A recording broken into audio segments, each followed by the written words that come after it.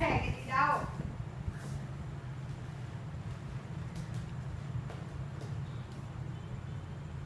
Kéo lên đây nhá. Ôi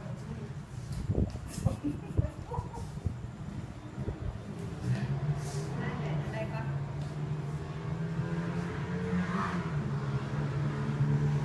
Đi đằng trước nó thở. Đi ra đây.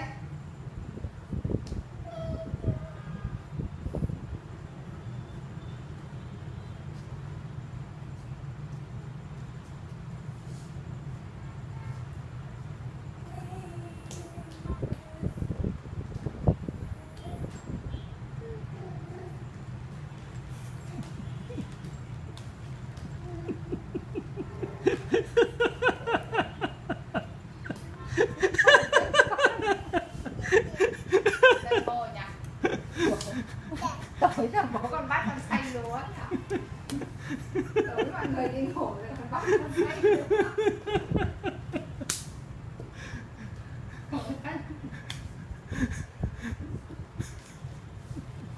Lùi xe máy quay chuồng. Xong. Hỏng hết. Lớn tiếng của mẹ bây giờ. Ôi trời mẹ thích. Đây con đi ra đây. Đây con đi ra đây.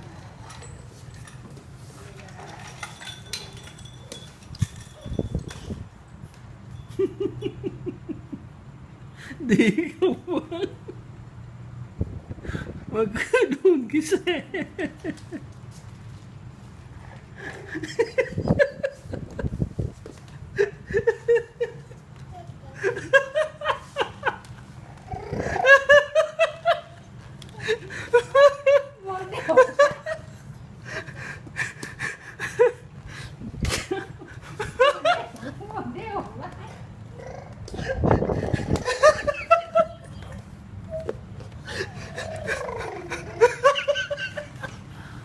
Nó buồn quá.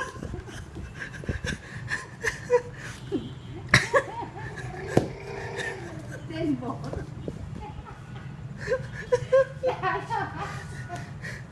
Người con nào. Em ơi, mệt rồi con. Cái nào? Con này. Ôi đấy. Khổ vãi. Thôi không phải cố ấy ạ. Lâu đâu là vinh quang. Đứng lên nào. Ai mà bố cười. Bố nào hết bụng.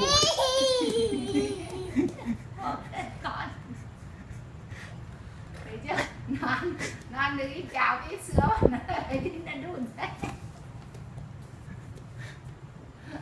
Bố bảo này, nhà mình có cái xe hơi cùi cùi dưới kia chờ con.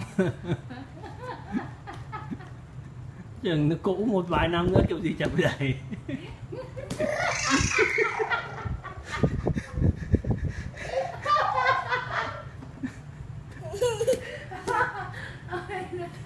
Khổ lên con.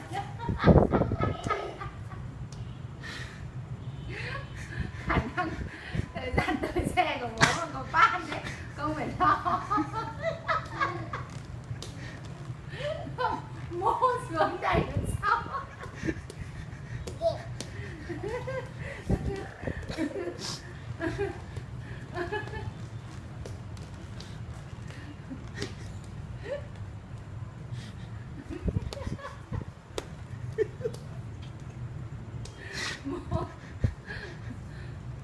Thằng Hải tập đi xe bằng cái xe kia.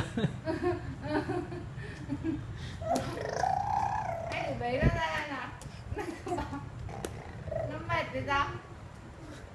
Mẹ đã tự động ở nhà rồi, bé này nó mệt lắm rồi.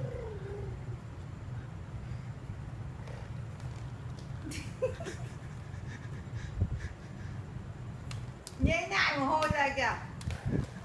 Bao nhiêu sức thì chứ có phải ít đâu. Bố thấy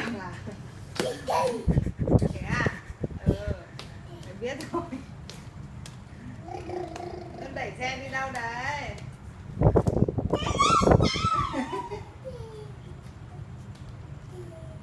Biết.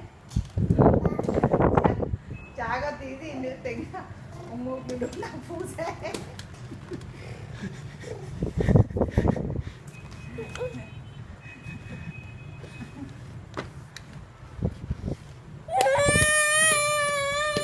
Ôi dồi ôi, chồng kìa, đừng gần đừng cốt kìa.